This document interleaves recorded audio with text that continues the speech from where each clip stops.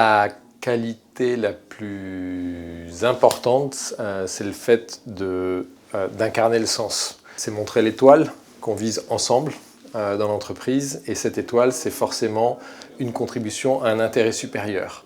La question clé, c'est quelle est l'empreinte que je souhaite laisser sur Terre en tant que dirigeant, et ce qui vaut pour un dirigeant vaut pour les collaborateurs, qu'on soit 10 000 ou 100 000. Ensemble, à quel but est-ce que nous contribuons, qui nous dépasse individuellement et qui dépasse l'entreprise. Cette capacité de donner à voir cette étoile-là et l'incarner est probablement la qualité première et primordiale du leader responsable d'aujourd'hui et de demain, évidemment.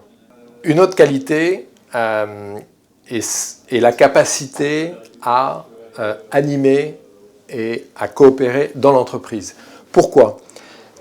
Jamais on n'a eu, et les dirigeants n'ont eu, à gérer des challenges aussi complexes, interdépendants et qui s'accélèrent. La plus mauvaise option, c'est d'imaginer que je vais y répondre seul en tant que dirigeant.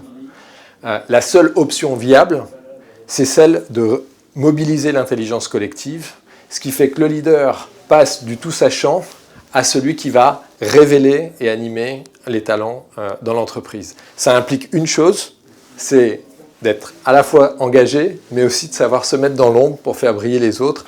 Et ça, c'est un travail sur soi qui nécessite plus d'efforts.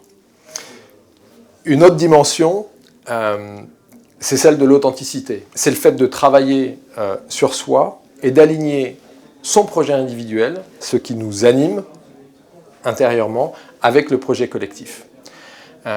Et aujourd'hui, pour s'engager avec un leader, on a absolument besoin de croire en lui et de croire en son authenticité, et ce qui me semble être une dimension fondamentale pour le leader responsable d'aujourd'hui et de demain.